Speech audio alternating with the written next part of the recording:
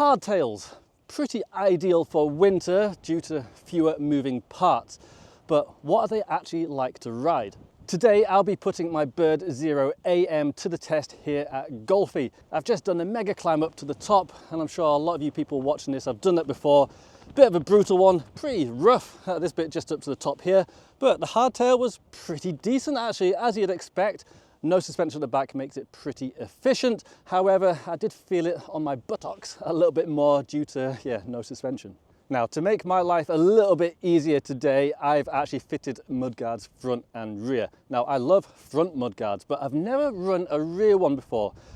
Personally, I hate how they look, but today I fancy staying dry, or more precisely, I want my camera to stay dry because I've fitted a 360 camera to a pole to the back of my bike. It's proper jerry-rigged on there.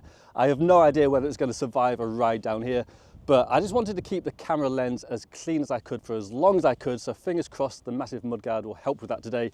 Plus, it just generally winterproofs the bike a little bit more. To start my ride off, I'm going to go down this trail, which I'm pretty sure is New York, New York, one of the absolute Golfie classics. It's not super steep, but it's pretty rooty and pretty long. So another disclaimer here, I'm probably going to have to stop a few times. I do get bad arm pump. I haven't ridden mountain bikes that much, so my leg muscles are a little bit on the weak side. So without rear suspension, I may end up getting stiff legs, cramp, whatever. So I may have to stop a couple of times. I also want to make sure my 360 camera hasn't fallen off. So this isn't a video of how fast and how rad I am on a hardtail. It's just my first experience of riding a hardtail. And I've forgotten what I've said at the start of this intro already, so if I haven't mentioned it already, go and check out the build video of this bike. I'll put it up, is it on that side? And go and see the build video so you can see exactly what I'm running on this bike. It is pretty much exactly the same geometry and component spec as my Aether 7, which I have ridden up here, so it'll be interesting to see how this compares. I really hope this camera stays on and looks cool. I did actually have another mount on my handlebar here and a big carbon bar coming out, and it would have looked really cool, I think, but I forgot it. So you've got the R shot today. Well, here goes. So I'm going to try and narrate my way down. But we'll see. Oh. I really hope my feet don't get bucked off the pedals without. Oh.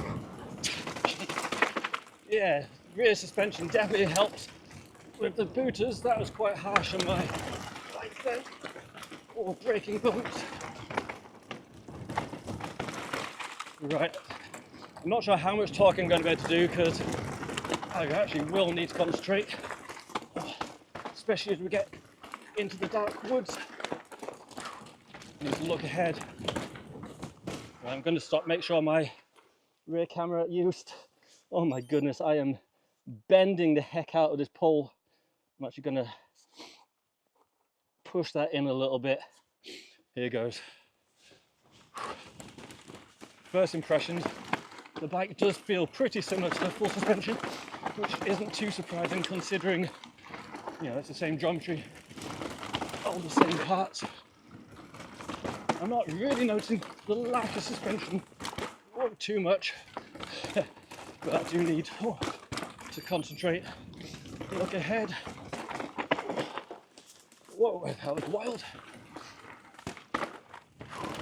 Hopefully the cameras are looking all right in here because classic Golfie woods, dark as hell. Whoa, that was not calculated well. Further ahead. Definitely as a trials rider, not looking far enough ahead is one of my Achilles heels. Whoa, that is definitely harder to stop with the back end bouncing about. Whoa, now try not to drag the brakes.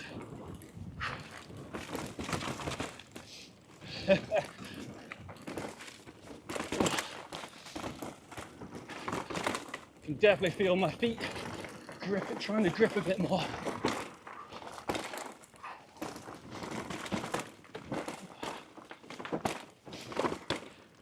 Concentrate.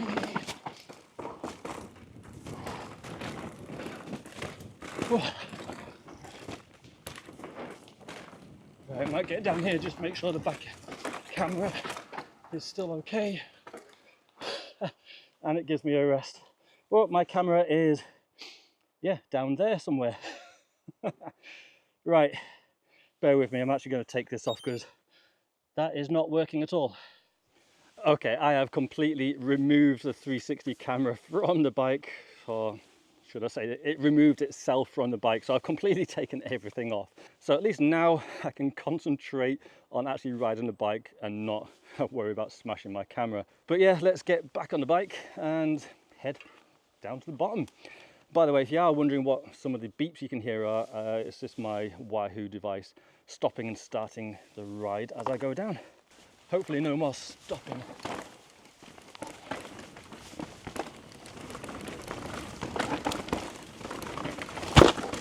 Shoulder barge that tree. Oh, we're losing it a bit on that. Oh.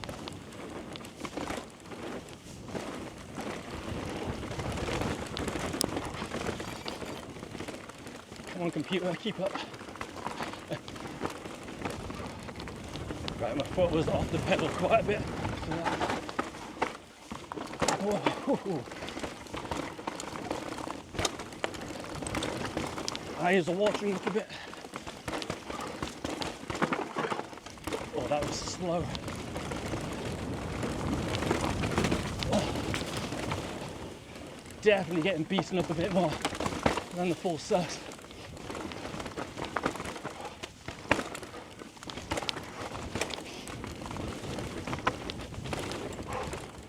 Wow, this bike is quite the learning experience. Definitely take rear suspension for granted. Oh, is this the right way? It's a sneaky way.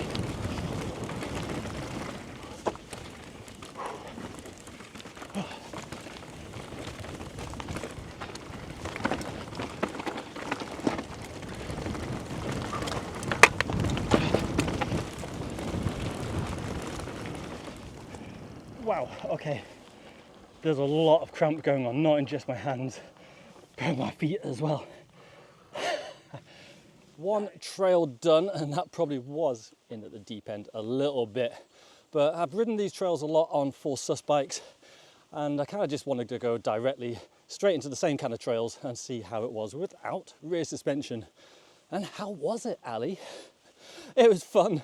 But wow, okay, yeah, I definitely take rear suspension for granted. There was a lot more work for my legs to do.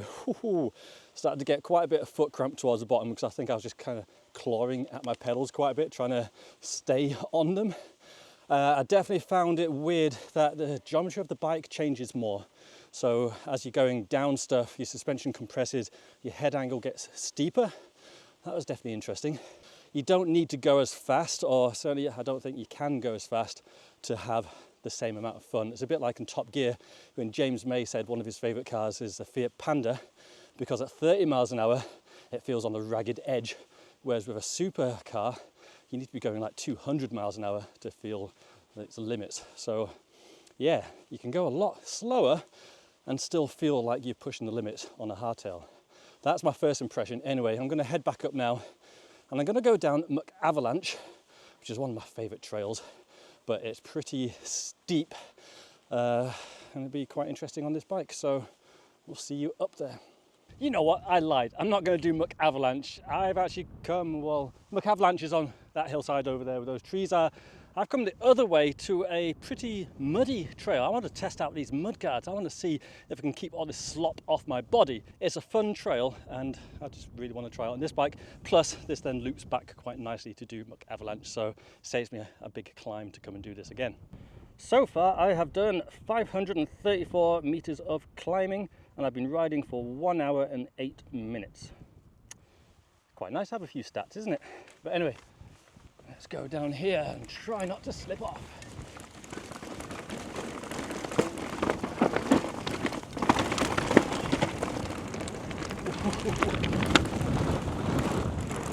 Yes, riding a hardtail's definitely got that kind of like old school vibe to it. do love this RockShox spot. I've been so impressed with it on the full sus bike. Really impressed with RockShox suspension. Oh. I'm trying not to snort my nose or sniff my nose all the time as well.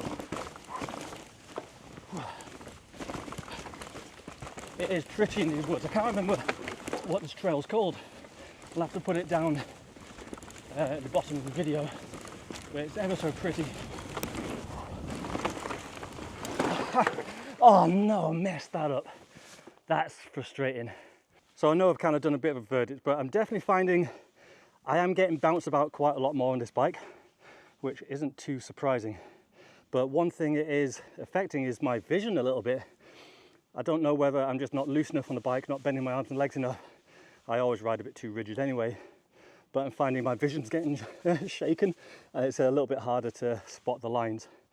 Rear suspension is definitely, well, smoother obviously, but I didn't think it'd affect my vision quite as much.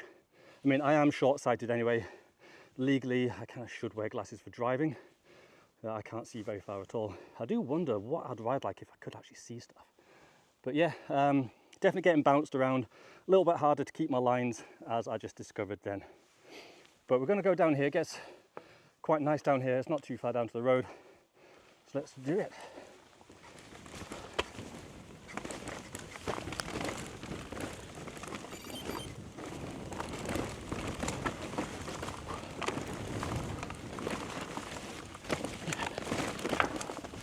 This mud's definitely trying to get in my eyes.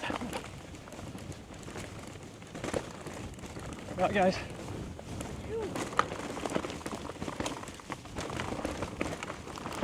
Oh no, there's a tree. See what I mean about trying to keep those lines? Doesn't help that that is one of the slippiest trails. But I didn't get any mud in my eyes, so the mud guards are doing their jobs. That's pretty fun. Up at the top again. Actually no, I keep on lying in this, don't I? Because the top is actually way up there. I'm at the start of, well, quite a few trails start here. We've got Hardtail's Way, and then the one I want to do, McAvalanche. What's going on with my hair? Now, one thing I have been meaning to do, and actually keep on forgetting, is to let my tyres down a little bit. Now, on my full sussy, on the Ether 7, I run about 17 or 18 psi, and I pumped this up thinking, oh, it's a hardtail, there's going to be more abuse going on, but I do think it is slightly hard. It's like 22 or something. So I'm going to do the highly accurate test. See what my thumbs say. I can go softer than that. Whoa, don't go mad. That'll do. That'll do, pig. That'll do. I don't know what that's at now, but yeah, that feels about right. How's my back looking for mud? Feels pretty dry. That mudguard must be doing its job. I still think it looks kind of daft, but I don't know. If you're riding in winter and want a nice dry back, pretty decent. Before I head down, I just want to give a shout out to Anomaly for their switchgrade saddle adjuster system. This thing is actually really nice. Have it nose down for the climbs and nose up for the downhills, and it's only a subtle thing, but I actually really like it, so can recommend. You know what guys, so far I've actually been trying to ride pretty fast. I'm not sure if it shows or not. I'm actually going to take it fairly easy down this one. Now firstly, these woods are going to be so dark you're not going to be able to see anything anyway. So yeah, just well, I would say enjoy the views, but the clouds have kind of come in a little bit, but hopefully it'll still look pretty. I don't think it ever won't look pretty here. Anyway, let's chat. You guys want to see me ride, don't you? Here goes.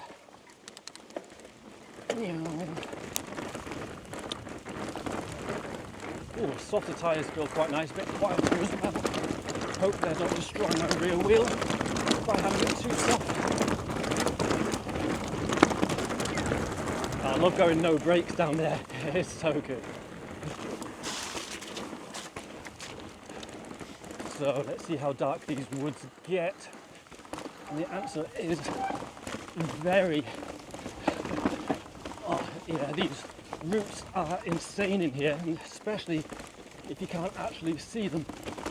Oh, these roots here somewhere. Jeez. Right, look further ahead. I'm doing that classic trials rider thing of just looking directly in front of my wheel. Wow, and no dabs so far, which I'm really pleased about because that was techers. So I need to make sure I keep right. That was, I don't know if you saw that, it was basically a 50-50 kind of grind then. Right, the trail splits into two down here. Need to make sure I go the right way.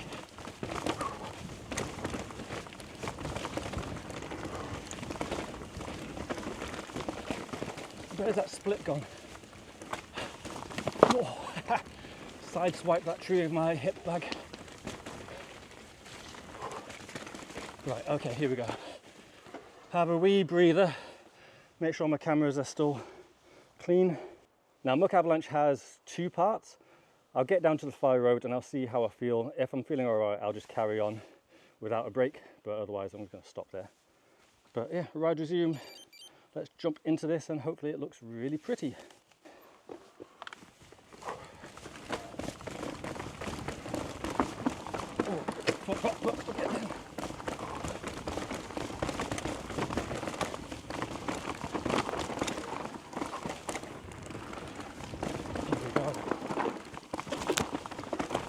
Into the open.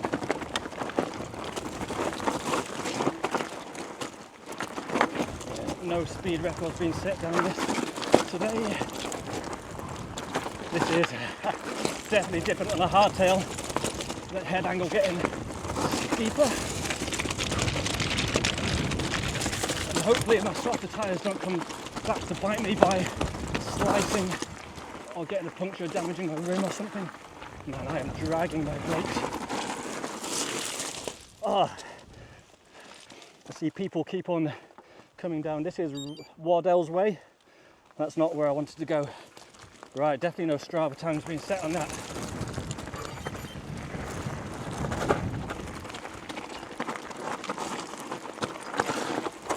God, that was steep.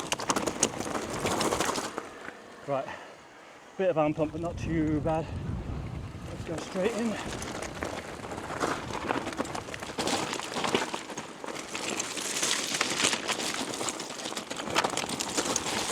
Yeah, this is definitely the most scared I've been coming down here, and that's saying something.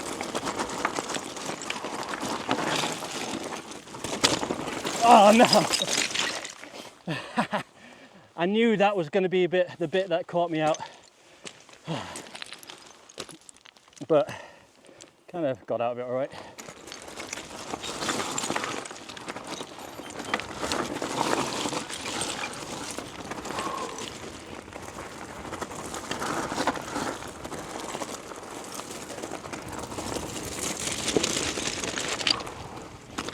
Concentrate.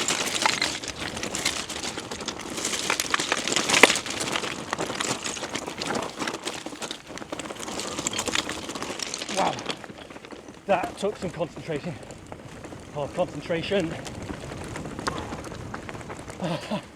Oh man, other than, well, I got lost once, but other than that, bale made it down all right. Right, just gonna gather myself a little bit, have a drink, and see what I'm gonna do next, but stoked with that. I really should have softened my tyres earlier. That felt so much better. The only thing I was thinking I wish I'd done was put on some knee pads as I was going down Muck Avalanche. I'm not sure if you can tell, but pretty much the entire trail is made of just like really loose fist-sized rocks that are sharp as hell. Not only was I worried about slicing my tyres to ribbons, I was also worried about slicing my knees if I fell off on it. Next time I won't be so lazy, I'll definitely be wearing my shin and knee pads. I felt so naked down there then.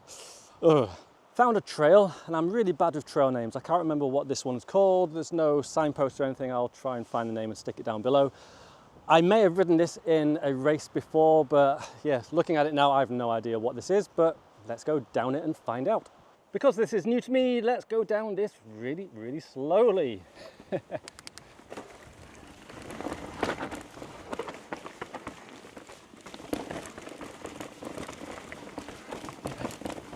Look ahead, we need to definitely look ahead on this one. Having not really done it before, is that sneaky Strava line perhaps? don't do that trials rider thing of looking right up at the front wheel. But it's so scary looking ahead because I just want to know exactly what my wheels are on. But yeah, the issue is you then miss the corners right ahead of you.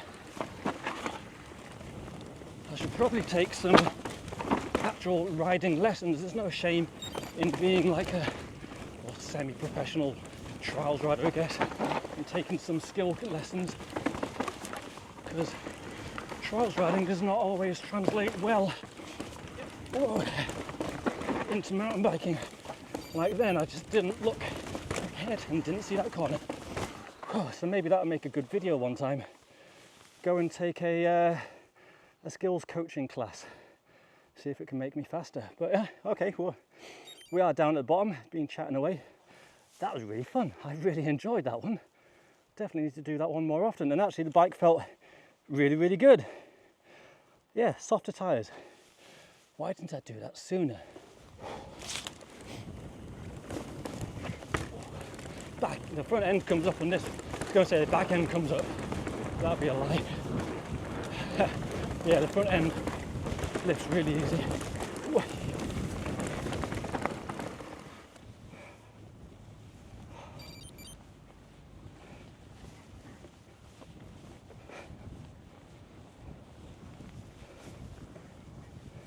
It's a wheelie machine.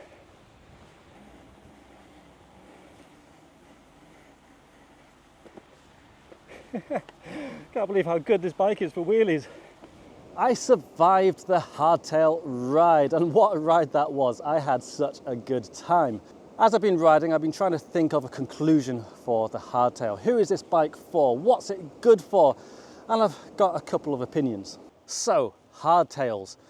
Is it faster than a full sus? Nah. Would it be my first choice over a full sus? Nah. But is it an excellent bike that's still really good fun and going to get people out into the hills for less money? Absolutely. And will it potentially teach you some better riding skills? I reckon so too. There's no denying that a hardtail is going to be cheaper than a full sus, and without all the bearings, linkages and rear shock, it's going to be easier and cheaper to maintain too. So a hardtail is ideal for someone who has a bit of a tighter budget but still wants to get out into the hills and still shred it down the trails. It's also ideal as a winter bike if you can afford a separate bike just for winter, lucky you, because of the easier maintenance. And especially if you add mudguards like these, it's going to keep you, your body, your bike a lot cleaner, a lot less to clean, a lot less maintenance. So yeah, if you can afford just a winter only bike, a hardtail with mudguards is actually an excellent choice. But what did I think about the Bird Zero AM specifically? Now, I am sponsored by Bird, so I am biased, but this is my honest opinion. This bike is probably not the bike I'd choose for riding the trails that I did today. It's a very stiff frame, and the smaller wheels, being 27.5 inch, do tend to get caught up a little bit more. I also think a slacker head angle would be ideal as well. Now, fortunately, Bird do have a model which ticks all those boxes. Not only do they do a 29-inch version of the Zero, they actually do a steel hardtail with a much slacker head angle, 29-inch wheels called the Forge, and they even do a stainless steel version as well. I'd actually really like to try that bike, the Forge, on these trails to see what the bigger wheels, the potentially more forgiving frame, the slacker head angle with longer travel forks feels like down these trails, because I think that would suit these trails a lot better. But the Zero AM with its more conservative numbers would be excellent if you're not sending it down quite such steep stuff. If you say from the south of England where things are a little bit more mellower, this would be an excellent bike. Also, if you're just wanting an all-round bike that's small, throwable, easy to shred, can do some jumps, maybe a bit of trials, this is also an excellent choice. And with that bombshell, I hope you all enjoyed this video. I tried to do something a little bit different, tried to do something different with the camera angles, the 360 cameras, which didn't work. But either way, I hope this was as entertaining to watch as it was to make, and I'll catch you next time. So take care, everyone. Bye-bye.